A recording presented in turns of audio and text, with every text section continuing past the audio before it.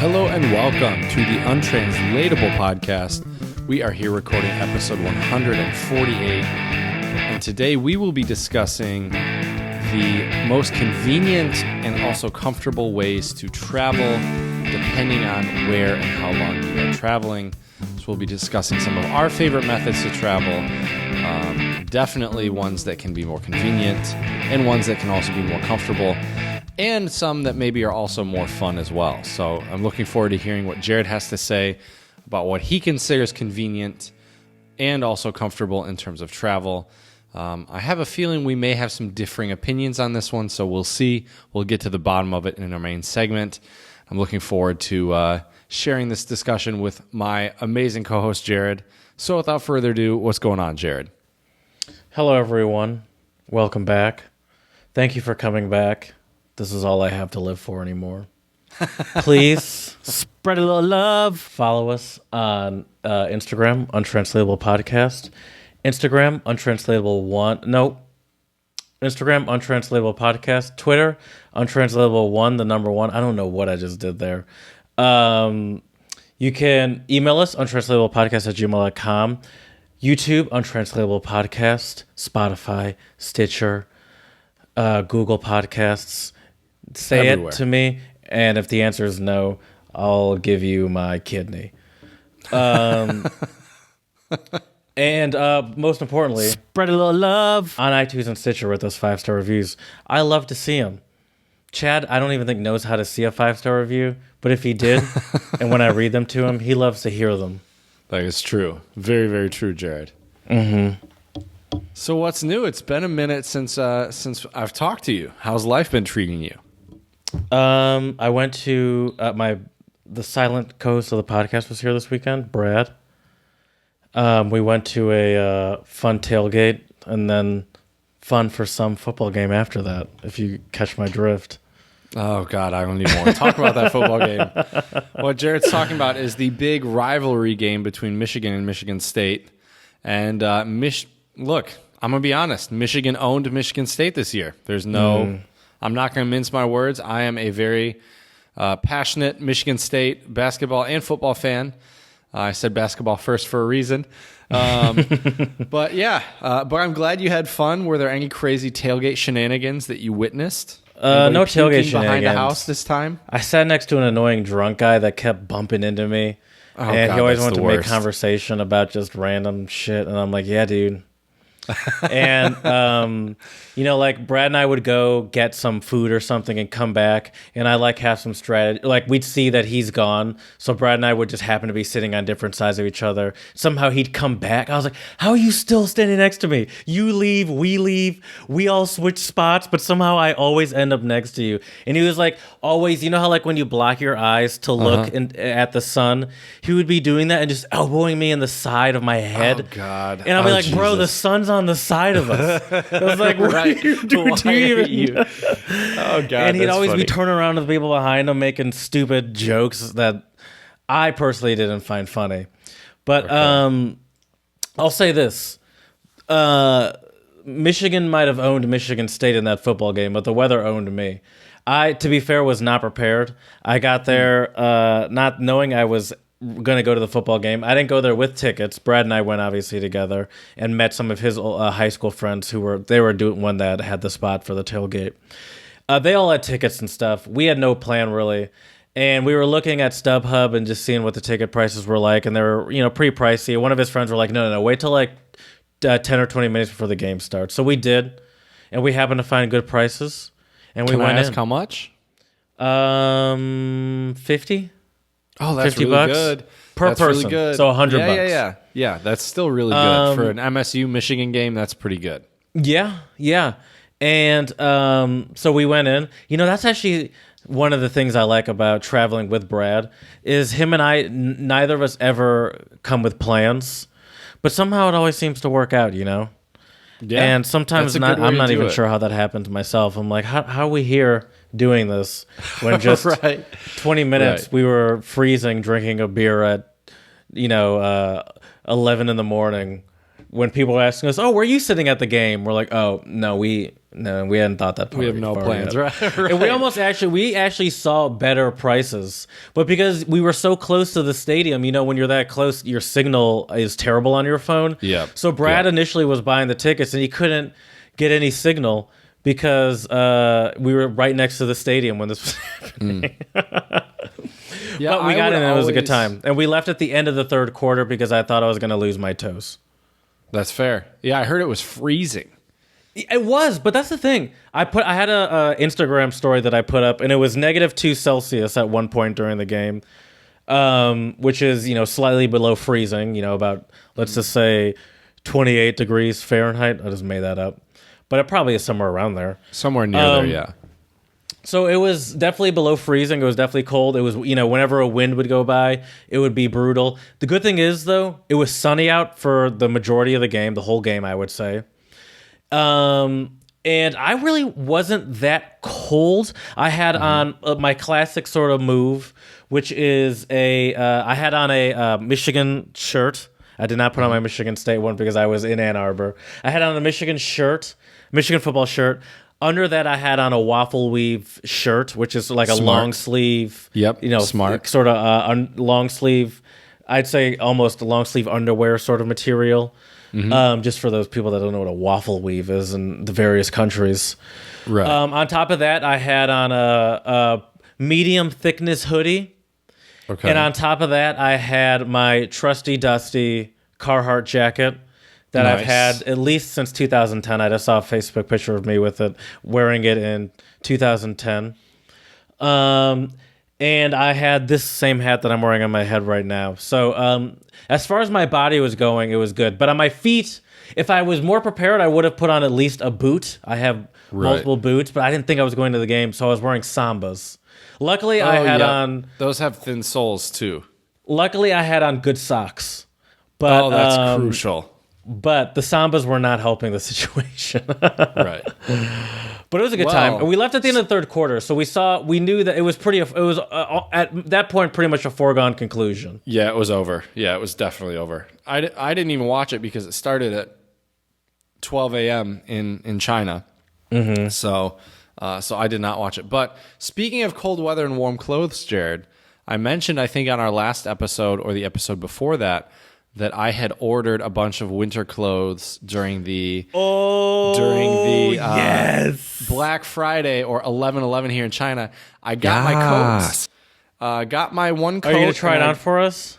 Well, I can go get them if you want, but I will tell you they both fit. They both fit. Okay. So it's not really that fun or that exciting. So, brilliant. Okay. So I won't try them on. Plus, since most of our listeners aren't watching this, that's a good point. Probably not worth it. But yeah, so I got everything my, fit. Yeah. Everything fit, no problem. My coat fit. But see, these ones, I was gonna order a nice button down, but it was Asian sizes, and I was like, I'm not so sure about these measurements, so I didn't order that.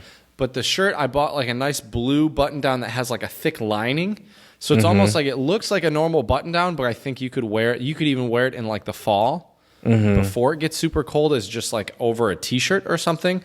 So I got that, and then I have a longer wool coat with a collar. And I needed that stuff because on Thursday, I will be heading to Harbin, which is in the very north of China. I looked online, and it looks like it's about close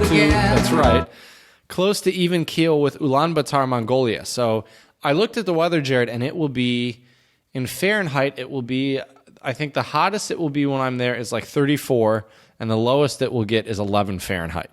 Okay. So I need to make sure I bring lots of layers. But here's the funny thing, though, Jared. So I ordered my winter clothes during 11/11, which is Black Friday in China, and I ordered a set of dumbbells and a yoga mat so I can do some like workouts here at my apartment. And I knew this would happen immediately after I hit the order button online. Because the way this works is I have to pick up all my packages. There are 3 different delivery stations at my apartment complex, none of which are in the same building as my apartment. And I knew after I hit order, I was like, these dumbbells are going to be sent to the furthest one from my apartment. Yeah. And the dumbbell gods were not kind to me, Jared, because it was at the farthest place from my apartment. And well, so you're I trying had to get a workout. That's why you bought them. Dude, I got my money's worth. No better time to start than right now. I think I got my money's worth walking the dumbbells just back to my apartment. I think that alone was money's worth because then they will never be used again. That's right. Don't need to use them anymore, Jared. Usually it takes me about a 10-minute walk to get from my apartment to this one delivery place. That's a long walk. With the dumbbells, it took me about 30. I'd believe that. That's a long walk. 10 minutes, just unladen. Yeah. Wow. And actually, here, what I'll do after we're done recording, I'll take a picture of the boxes. Yes, all of them were in one box. So I had 60 pounds of dumbbells in one box. And 60 pounds isn't really that heavy, but when you have to like awkwardly carry it like this, And the box, wasn't the box at any point ready to blow? No. Like the box could support it?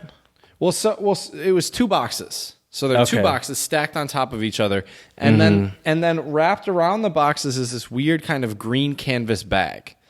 So yeah. So, dude, I have never been so out of breath and so sweaty carrying a package. Like it was so ridiculous.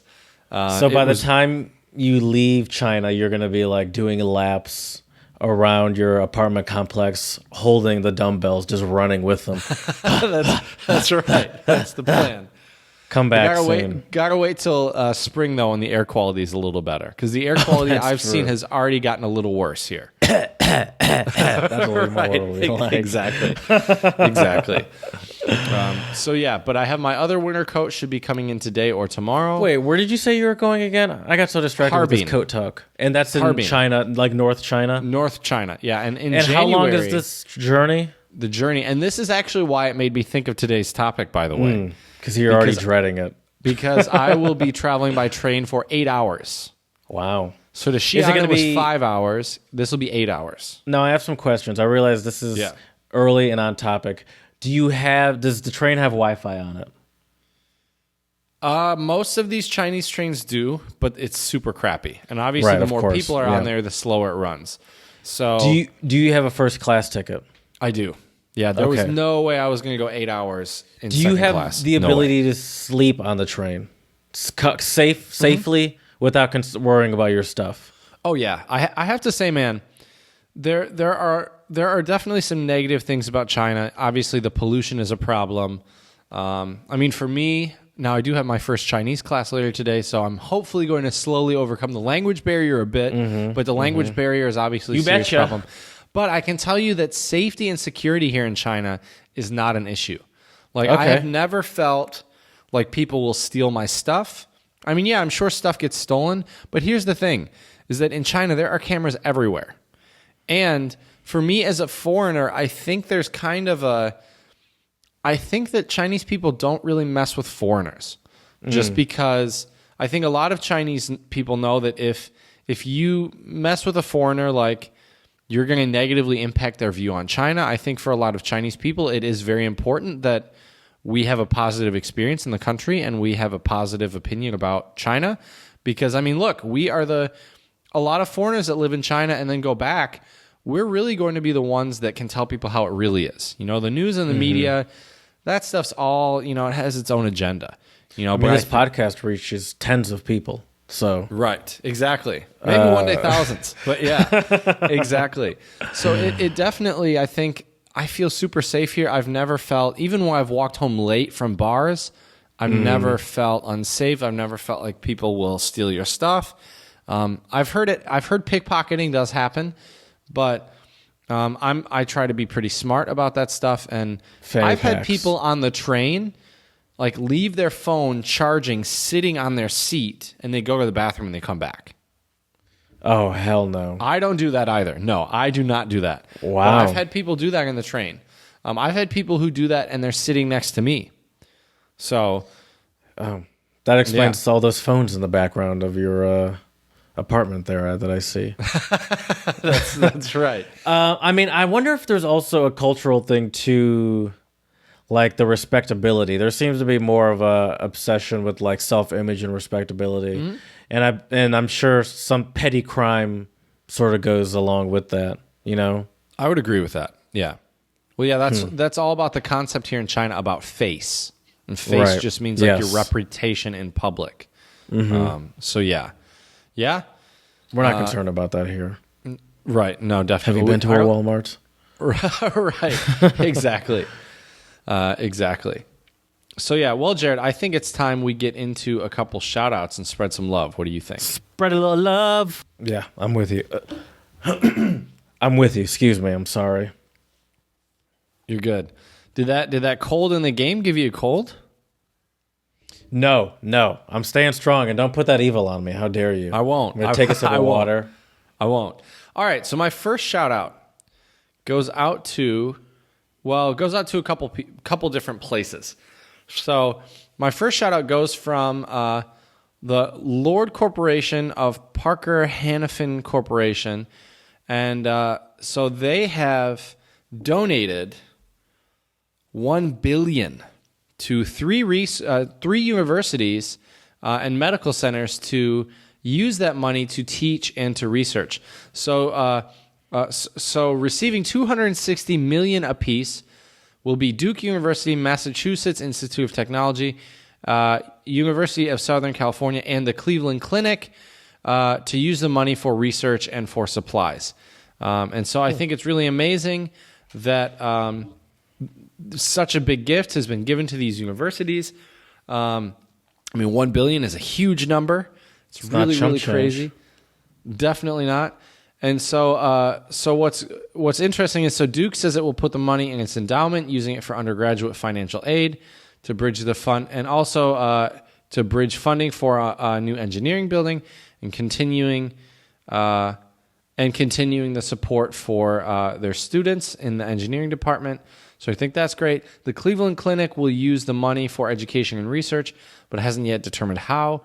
And so I think this is really great. It's amazing.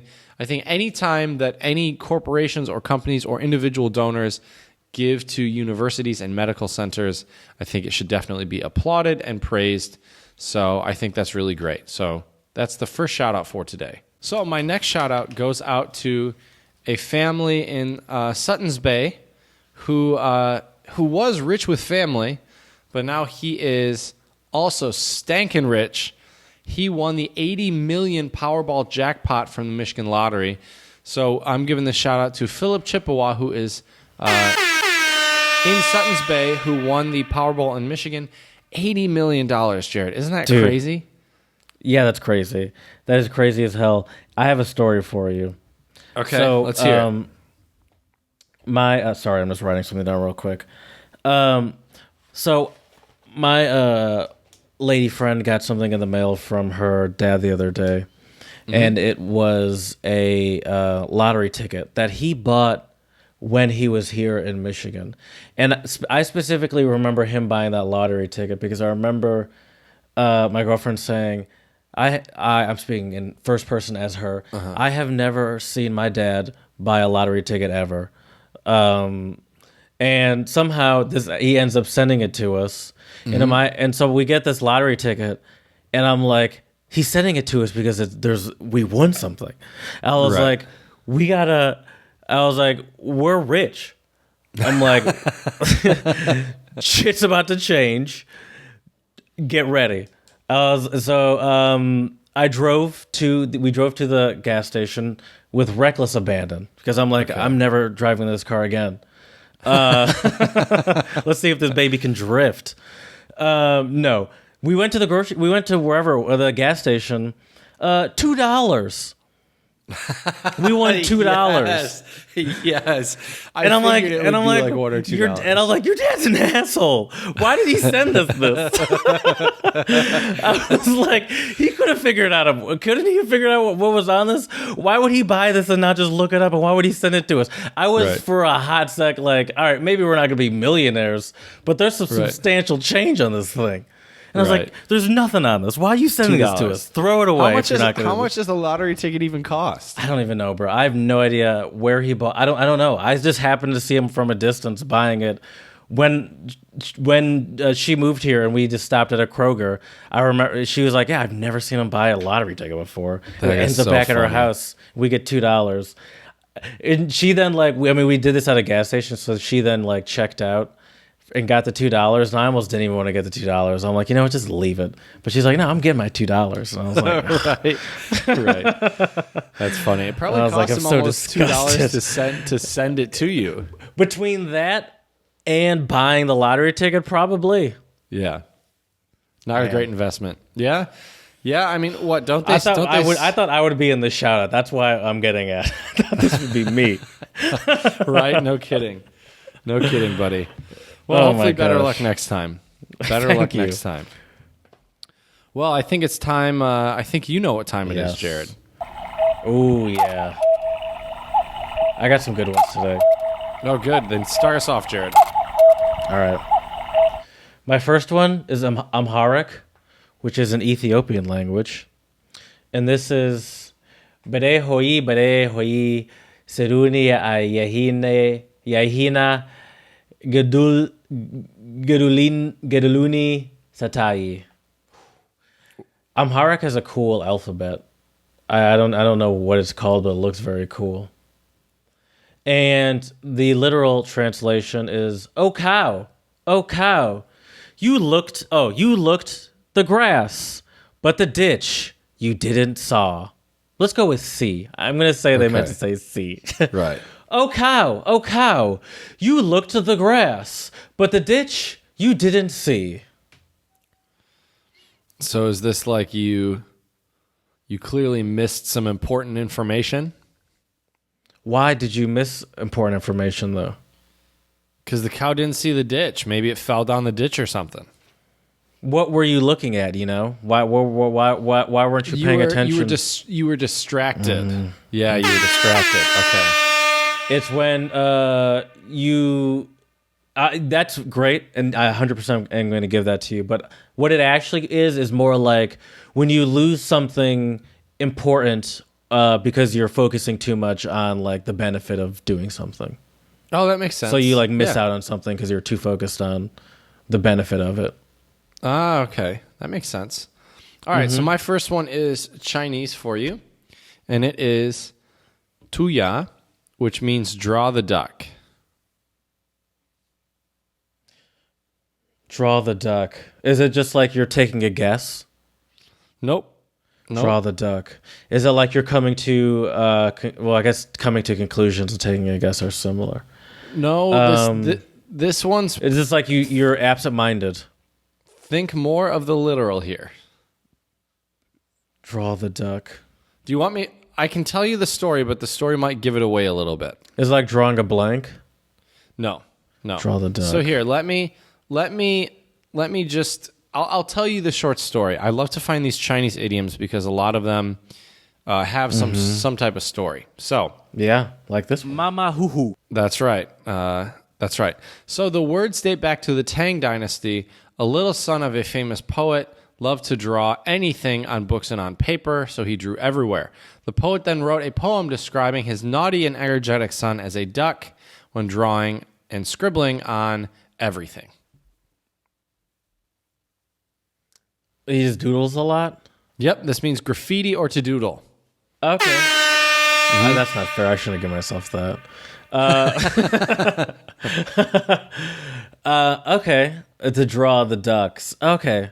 So interesting. I wonder why. You just said why a duck, but that's not a real story, Maybe it is. You Maybe never know. Listen, you never know. I don't need to be my normal negative self. My next one is Finnish, and it's Mite sunule kulu. And it literally means, what are you hearing? What are you hearing? And I'll like you try to tell me sometimes. Don't overthink it. Okay, what are you hearing? But don't overthink it. Now I'm about to overthink Does this just mean are you crazy? What are you hearing? No, I like that. No, it's like a No. You say it more. You say it all. You say this often. I would say this would be something you'd say often to people. I would say, or anyone, not just you. Anyone. People in general. What are you hearing? What are you hearing? So imagine someone saying it like that. Oh, what are you thinking about? No. It's like say I'm sitting on my front porch in Louisiana, and I'm like, howdy. No one says howdy in Louisiana. I'm sitting on my front porch, and Hey, y'all. my neighbor comes out that I only see every now and again, but we always have good conversations. And I'm like, hey there, Jameson, what are you hearing? Oh, so like, what's new? What's going on? Yeah, it's like, how are you? Oh, nice. Okay. I like that. What are you hearing? My last one for you today is also Chinese, and it is go tui, and it means dog's legs. Dog's legs. Okay. I feel like I could see you doing the intonations. Is that what you call intonations? The tones. Or, the tones. the I was doing tones. that under the table, yeah. I feel like I could see you doing it with your entire body. That's how you got to do it sometimes when you're learning Chinese, Jared. What's the literal again? Dog's legs. Dog's legs. Is that like saying you're just like someone like lives a well-balanced life? No. Someone's like very comfortable. Someone is I'm trying to think if we have an English untranslatable that's an equivalent. But I don't really working think hard. We do. No, not quite. So okay, Jared. So say you have a dog, right? And maybe, or even better example, say you have a service dog, right? A service dog can do a lot of things and can really do like whatever you need them to do. Is it just like saying someone with like someone that can do everything, like a Not quite. This one is trick pony? No. This one is basically. I'm just going to tell you. Please. It's an adjective to describe someone who always caters to others' favors. Oh. Dog's legs. Okay. So you're like always catering to someone else's favors or doing that stuff that for seems people. like a negative thing to me. It is. I would say it's definitely a negative thing for sure. Hey Chad, what's your favorite mode of transportation? Jared, it really depends where I'm going. If it's I would say under 4 hours, I would. Dude, I don't know. If it's under love you. If it's under 4 hours, I would probably say a car. But also, I mean, if the train seats are comfortable, going by train is also really nice. So it really depends. What about you? I guess I'm with you, and I have a problem with what you're saying. My first thing I wrote in my notes is I love a road trip with friends and don't hate road trips alone up to 4 to 5 hours long. Ah, okay. After that, it starts to become torturous, I'll say, though. So, definitely. I could probably do a road trip with friends up longer than that. Maybe up to 8 hours. That would be nice. But you're probably switching who's driving as well. Yeah. By myself. After about 5 hours, it really starts to become, now it's just like, all right, this needs to be over. But I can do 4 hours. Like Chicago, which is, that's a classic not Midwest, a classic Metro Detroit, like 4 hours. You say 4 hour road trip, Chicago is immediately what everyone in Metro Detroit would think about. Oh, for sure. And that I think is about my limit. I've done to and from Philadelphia and Michigan a few times, obviously, when I was in the process of moving here. Too long. I don't like doing that. How many hours was that? Like 8? 8.5 to 9, I would say. Yeah, that's a long drive. And I have a bone to pick with you on the train one. Now, I agree. A good high speed train, you can't really get much more comfortable than that, I would say. But trains are so expensive. Like trains in America, they're expensive. In the U.S. and even in Europe are never really the best choice. I feel like buses are, if you're not going to be in an airplane, buses are usually going to be the financially a better choice.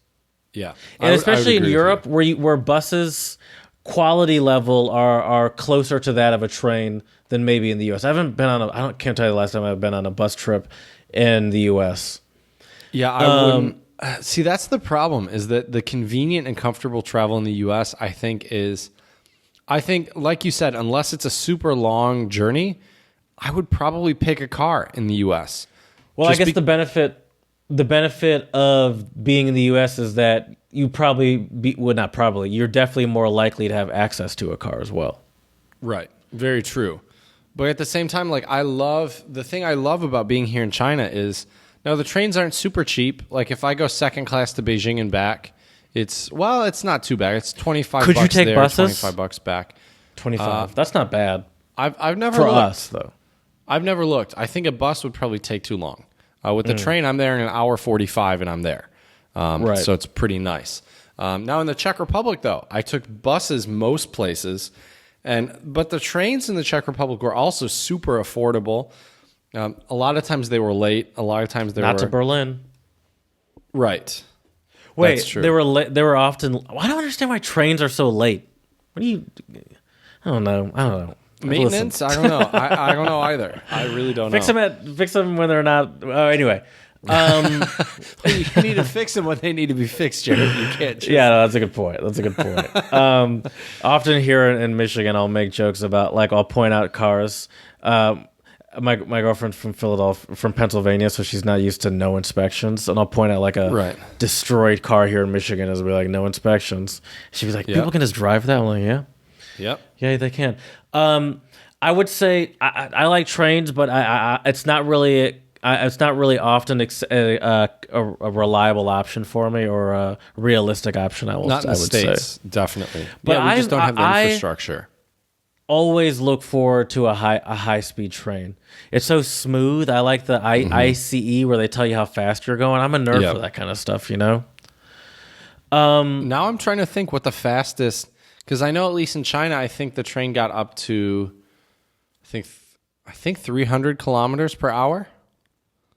Okay, so that's what? That's like 180. It's more than that, isn't it? Hold on, I'm typing in Chinese high rail speed. They go usually from about 250 to 350 kilometers, which is about 155 to 217. Okay. 300 kilometers in miles. You need miles. Is 186. Oh, you were close. You were really close. Okay. Anyways, the one thing though that I love about the trains here in China is one time I was bumped up to business class on my way to Beijing. It was actually that nicer than the first class? Birthday. It is.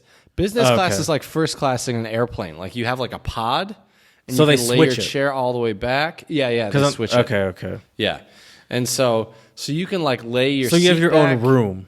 No. You have like a pod, like a little seat that's a pod. So it looks like an airplane pod. Yeah, exactly. Oh, interesting. It's like airplane first class. Yeah. Do you have better food options?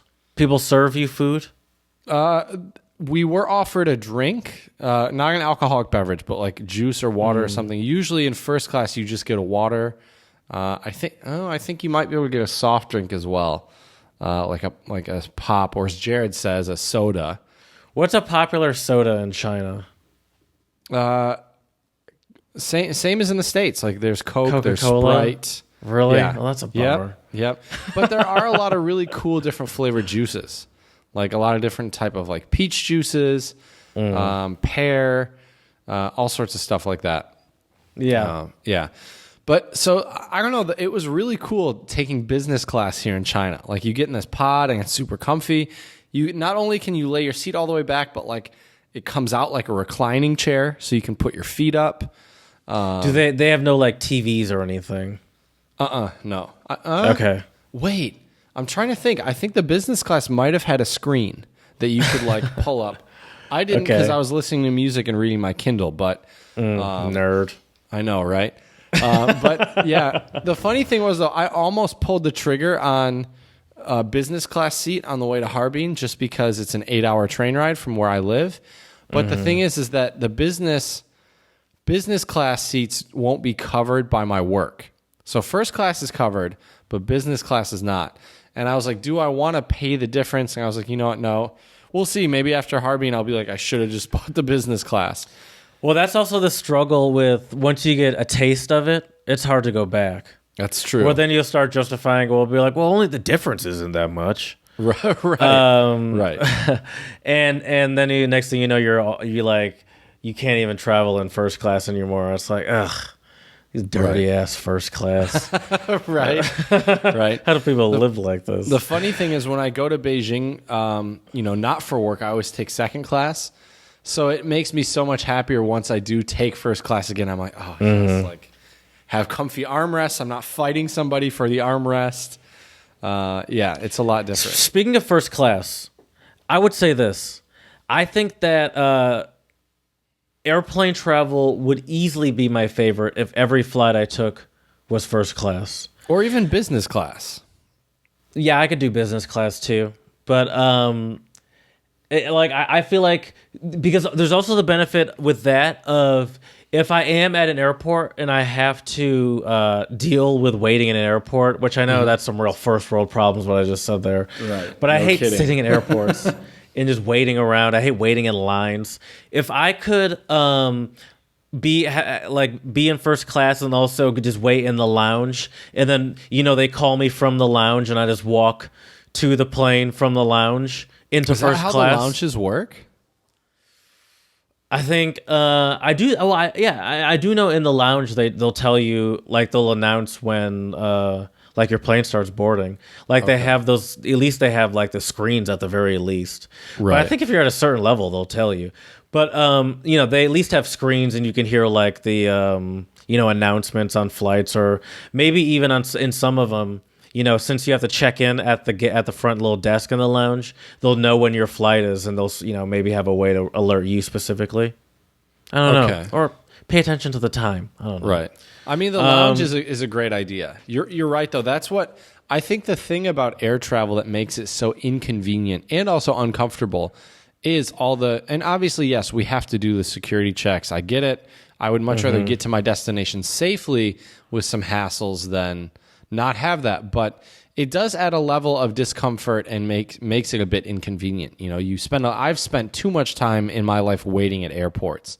So having that lounge option, Jared, you're 100% right. That would be for sure. Huge plus. Huge plus.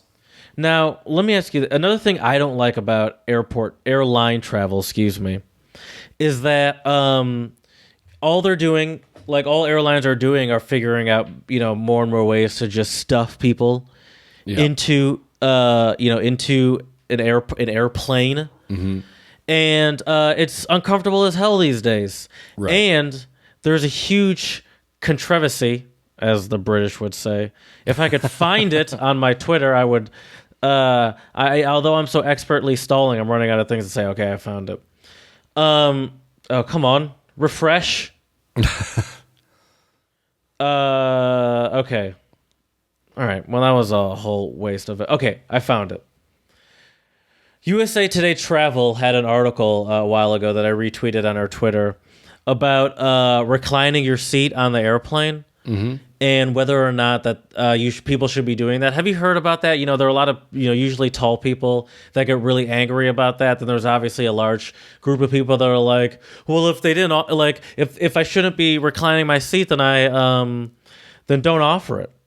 Right. And I agree with both sides. I understand how it could be annoying to recline it, but I'm never going to be the one that's annoyed at someone for reclining their seat, because it's like, listen, like, I'm not going to, it's there. It's annoying that it's there, but it's there. Right. But I'll tell you, I have gotten more self-conscious about reclining my seat these days, I would say. Have you? Do you think about those things? No. Of course not. Well, I don't really recline my seat that much on a plane. I will tell you though, on purpose, because you think about it, or just because I think about care? It. Yeah. Oh, okay. Because I think about it. Plus, like to some extent, like I like a little bit of a lean, but if it's too back, I think it's also uncomfortable on a plane. I was gonna say, when I weigh my options, even though I maybe would prefer to recline it, especially on like relatively short flights, in my head I'm like, there's nothing that's going to be comfortable for me. True. Well, I will say, on an international flight, I might recline it. Your boy's got to at least try to make an attempt to sleep. Right. Well, but it's funny you mention that, though, Jared, because all the seats in the trains in China recline. And I've had a couple older people in front of me, like, really recline their seat. And I'm kind of like, God damn it. Like, you know, What's the well, yeah, because you have a seat back right in front of your face at that Right. point. What's the space like in general on a a first class first class is pretty What kind good. of leg First room are class, you getting? can lean it back pretty far and it won't be in your And face. you're still You get a comfortable lot of leg behind room. the person. Oh, yeah. Okay. And the seats are really comfortable. I always pick so in China, when you order train tickets, you can choose a preference. Like there's usually a row of 3 seats and a row of 2 seats. I always pick the 2 seats and I pick the window seat on those 2 seats. And yeah, with first class, there's no issue of reclining the seats, really, unless you brought it all the way back. But then you wouldn't be in my face; you'd probably be in my lap, which would also be annoying. But anyways, or wonderful. maybe, yeah. But anyways, so they're pretty roomy. There's a lot of space, and then the seats also have like a plug-in charger right in the armrest. The first class, you have to bend over like a peasant and plug it into this little slot on the ground. So yeah. I have to reach? Right? I can't just put my hand right here on the side of my armrest and plug in my phone. What is this? Okay. Yeah. I just need to. I need first class. Are you familiar with? I mean, obviously you know who Travis Barker is. You're familiar with Blink-182. Yes, of course. You're a child of the early 2000s. Are you familiar with his aversion to flying? Well, yeah, of course. He was in a plane crash and almost died. Yeah, that's very true. I'm sure. I'm very familiar. I meant to say. I'm not surprised that you heard of that story. I expected that you did. But did you know that, I mean, obviously he's still like an international superstar and still performs all over the place. Yeah, he doesn't fly anymore, does he? He takes transatlantic boat trips to Europe and stuff. And he'll take a boat trip to go to. And generally, do you know how long it takes to get to Europe? Let's say from New York to London, how long that would take on a boat? I would guess a week. Probably a week. Very good. Parada. 6 to 8 days. Okay. That seems terrible. Sorry, I had to censor myself for a second. Yeah. I mean, well, I would agree with you, Jared, but it also, I think it depends on your mindset. It becomes a trip on its own. You know what I mean? And I guess if I've been in a plane crash, it wouldn't sound terrible. No, not at all. Not at all. I'm surprised they still offer those, and I wonder what kind of boats these people are going on. They do still offer fancy. Them. How expensive is it? Do you know? Oh, this is a good question. I need to. Have you ever? Let me ask you this question as I'm doing this. Have you ever been on any cruises? How do you feel about cruises? I've been on 2 cruises. I love them. They're awesome. The only bad thing about cruises is the first cruise I went on.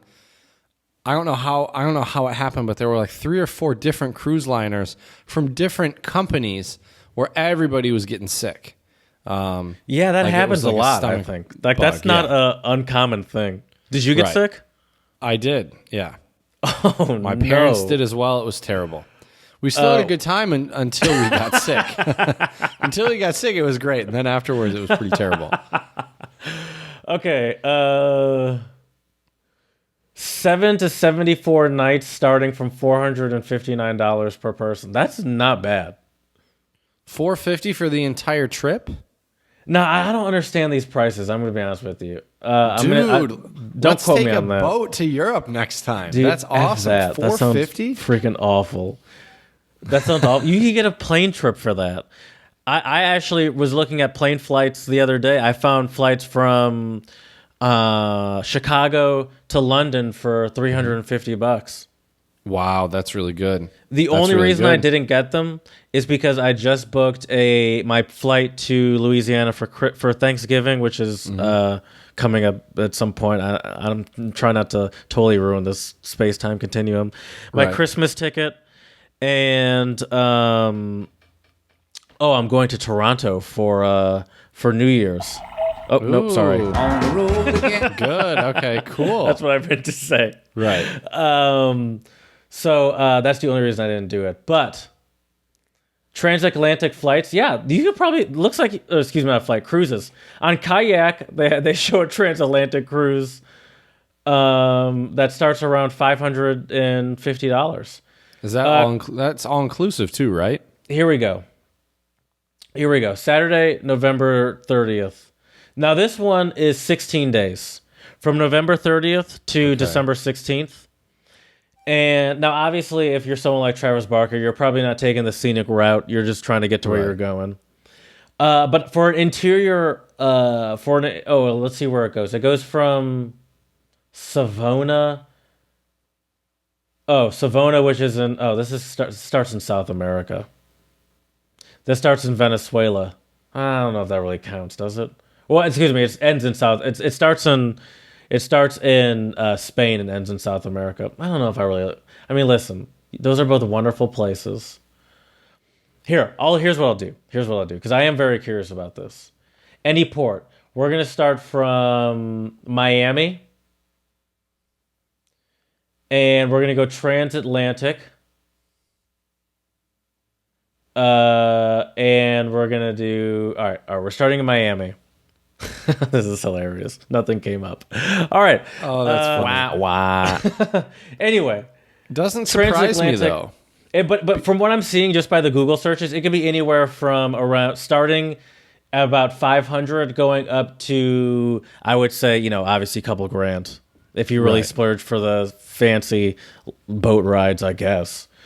And depending on where you get. Interior versus windows seems to make a big difference. Cruises don't interest me in any sort of way. I went on a Disney cruise as a kid.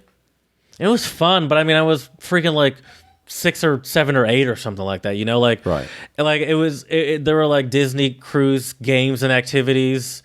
And even back then I was terrible at making friends. My sister made a bunch of friends and I just kind of glopped onto them. Okay. But I don't like being contained. I don't want that to be my vacation, Okay. Like I don't want it to be my vacation for one. And there's no way that's going to be the most convenient way to travel. So I'm not a fan of it. I'm not a fan. I would say though, I think if you went with your girlfriend or if you went with a group of friends, it would probably change your mind on cruises. Because then you're just relaxing. You're relaxing and having a good time. I like the idea of all inclusive. Oh yeah, but I'm that kind of person. Alcohol is not inclusive. It depends on what cruise you're going on. That's true. I mean, I'm sure there are plenty of them where you could get that package. Right. All right. Here's what we're gonna do, real quick. I mean, listen. I didn't mean to say that. I don't want to make it seem like I'm steering the ship here. 1 second. Here, you can continue. So, first of all, I'm so glad Chad got up because I looked behind him and I saw out his window and I was almost certain that someone was breaking into his place. I got a delivery and this is my other winter coat. Okay, it is here. Sorry that's about wonderful. That. I was in the middle of talking and you just interrupted. Oh, sorry, That's Jared. okay. Sorry. Chad got a package, everyone. Hold on, let's do a full stop. Let's do an unboxing. YouTube loves unboxings. You already do? Oh, all right. Well, this is my coat from H&M. That's going to keep me warm and alive in Harbin. Ooh, this is thick. Is H&M popular in China? Kind of. The problem is that it's all in Asian sizes. Talking to the obviously, mic. because I'm in Talking Asia.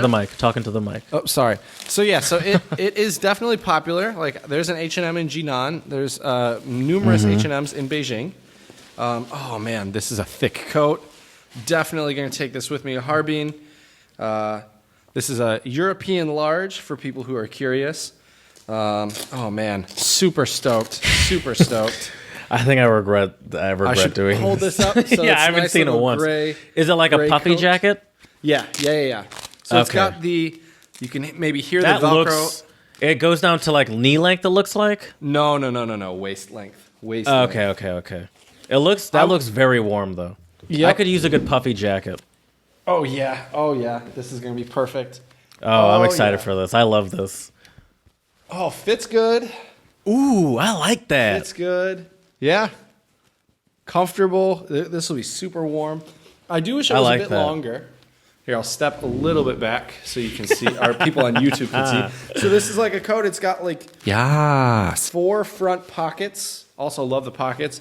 Really thick inner. Oh, can you take out the lining? Oh, a little secret pocket on the inside. That's always useful. Is there a lining, or is it just one thing? It looks like it's one thing. From what I'm seeing. One thing. That's a cool looking jacket, though. I like it. Yeah, and I got it on sale for.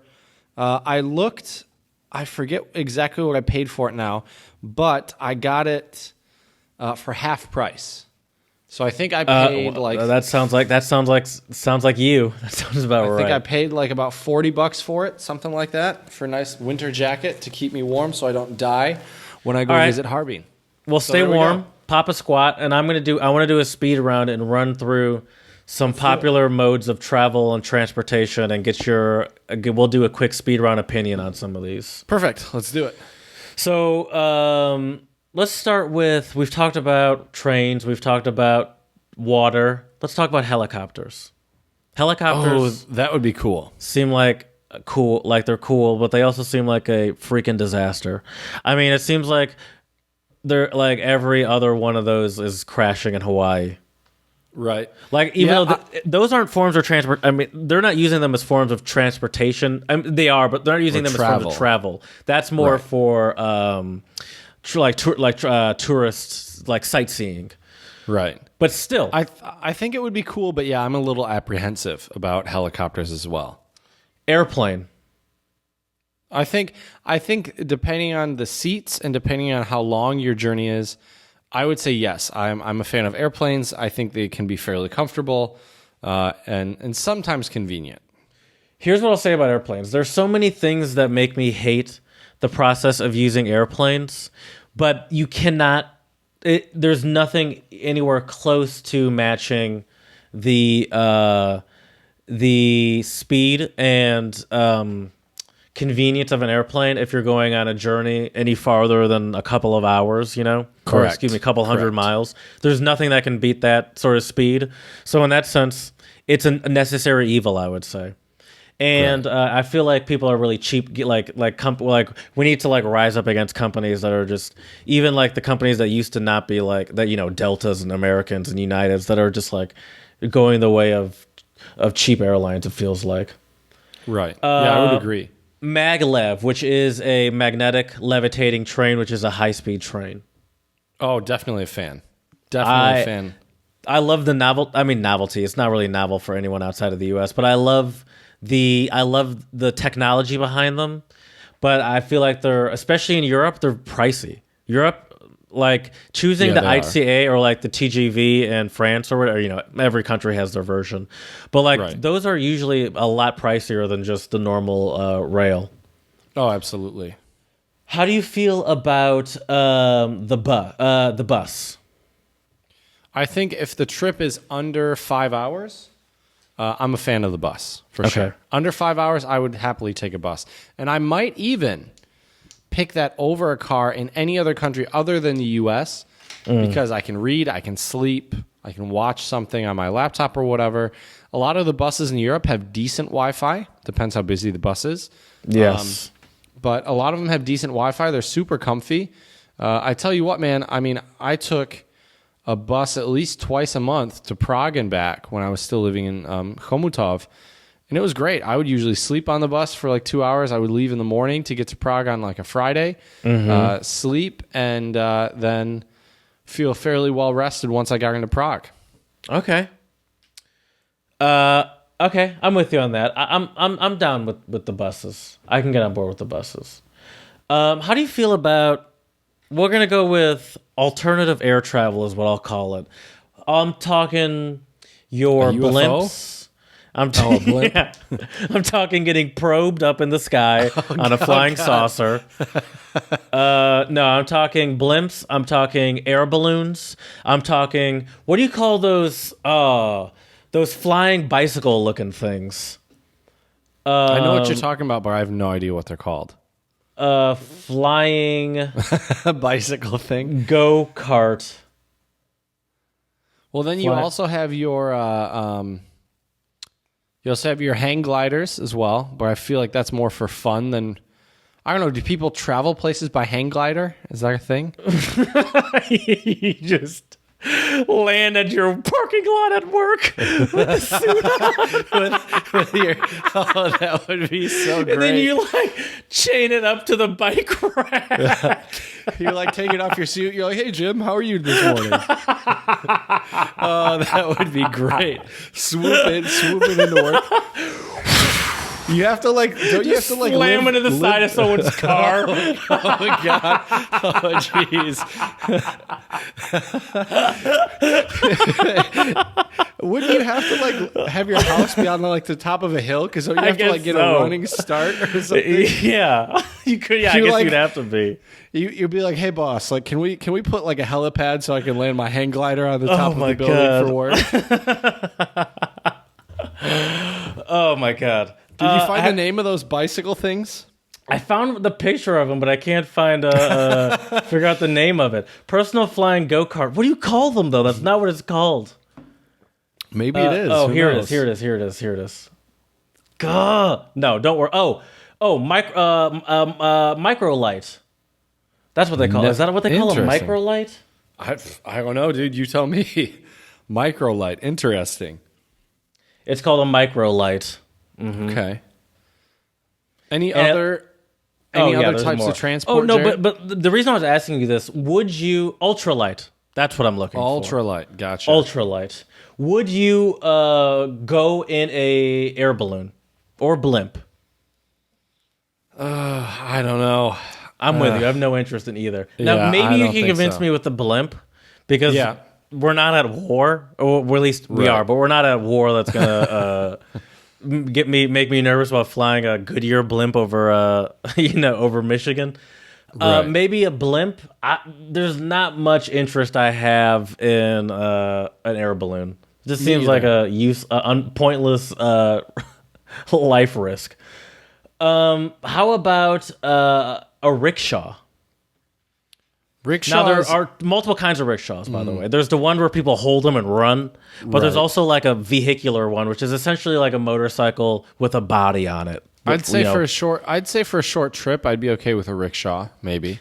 They seem great for like a place like India as a taxi because of They the have them traffic here in China levels. too. Oh yeah, that makes sense. But because of the traffic levels, Right. it seems like a great taxi usage. Oh, absolutely. Okay, so I just want to run through a quick timeline. No, forget it. I don't want to do it. I changed my mind. It's not worth it. I don't care. All right. We can always do another episode and talk about this more as well. But now let's talk about a song to get you pumped for whatever travel that you're going to have. Yes. Our song of the pod is betcha. called Radio by the German Radio. group Rammstein. Rammstein is a very famous German metal group. Some people would also categorize them as industrial metal, depending on how you view it. I believe they're from Berlin originally. I could be wrong about that. They're probably most famous for the song Du hast. Most people know that song. Du. That's a different one. Oh. Du hast. That's Du hast.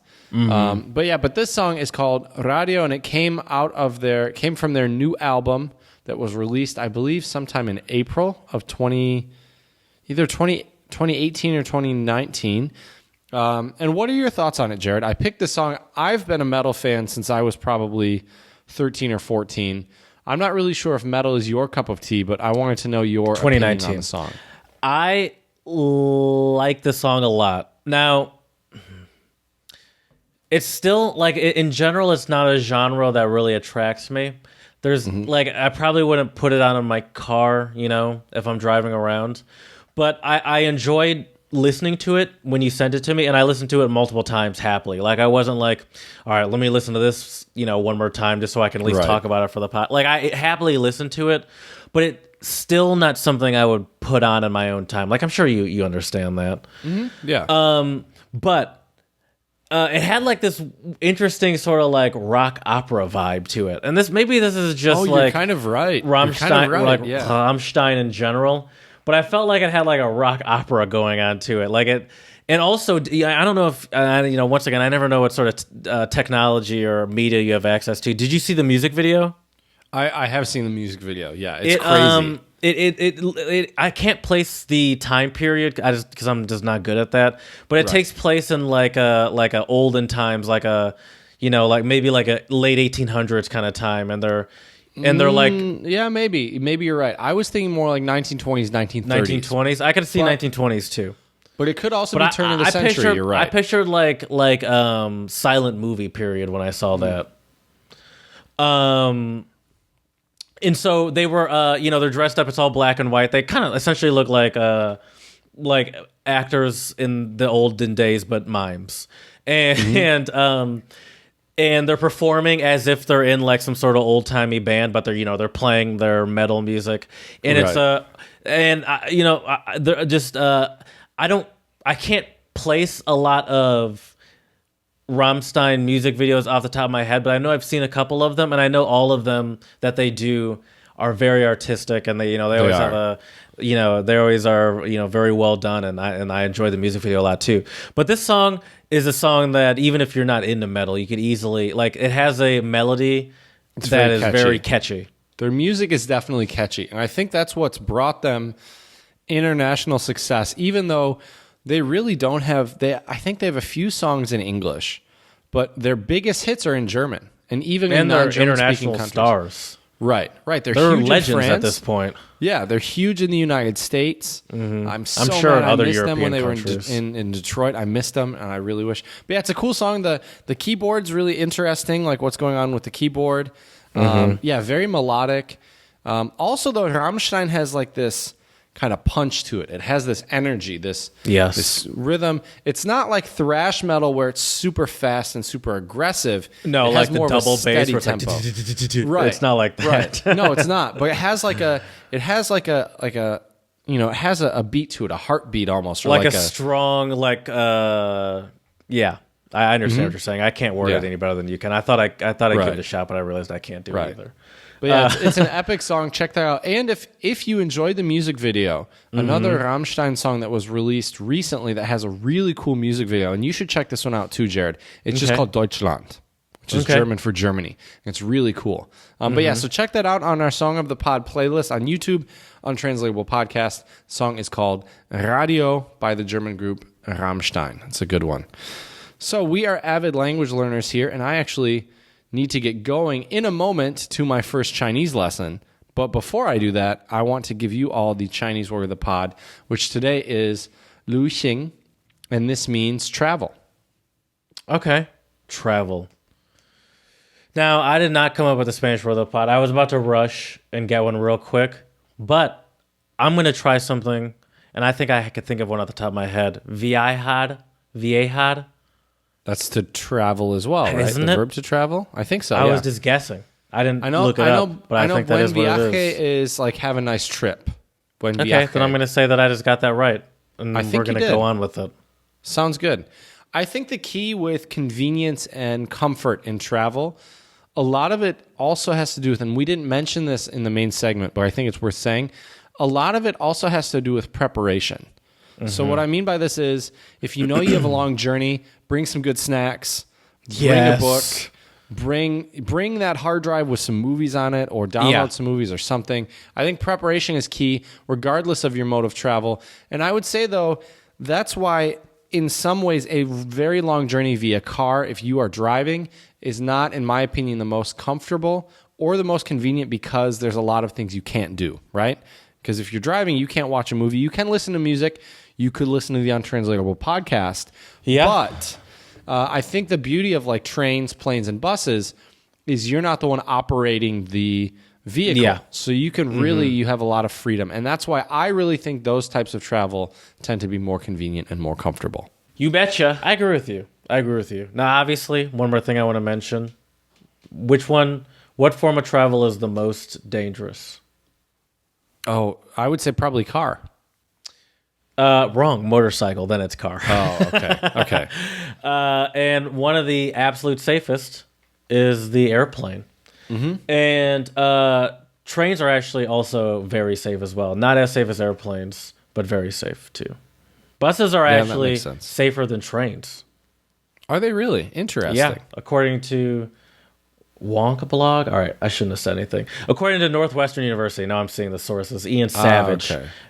Oh, what a go. savage at Northwestern University. Thank you, Ian Savage. But yeah, we could even have a whole conversation about like rational and irrational fears of traveling, because that's something I wanted to get into. Let's do that. Because great. obviously, plane is been proven to be the safest, but it's also obviously one of the most feared forms. I would say. Of course, yeah. Let's do that in the future. That would be a fun one. That's a great idea. Stay Jared. tuned, people. That's right. So let us know, though, what you think is the most convenient and or comfortable way to travel at untranslatablepodcast@gmail.com. Check out our Instagram, Untranslatable Podcast, for clips and photos of my travels in China and whatever Jared's been up to stateside. Sadly, here in China, I can't access it very often, so I don't really know what's going on. But hey, I have full faith and full confidence in my co-host Jared, so I know he's doing a great job. So check that out, so his hard work You betcha. is not in vain. Also, check out our YouTube channel, Untranslatable Podcast, for songs of the pod, like Radio by Rammstein today, and lots of other songs in many different languages. We try to pick international artists from different countries, so you can get a wide variety of music genres, languages, and interesting tidbits about culture from other countries. So check that out. And lastly, please, please, please give us some reviews. Obviously, 5 stars would be great on iTunes and Stitcher. And also give us some feedback. How can we make this podcast better for you? We'd be happy to cover any topics you would like us to discuss. Or if you have any untranslatables you would like to share, let us know. We would be happy to give you a shout out during the untranslatable segment. So we thank you all for your support. It means the world to us. We hope you learned something new today, whether it be a new untranslatable or a new fact about convenient or comfortable travel. So as we say here at the Untranslatable Podcast, Děkujeme, muchas gracias, and 谢谢.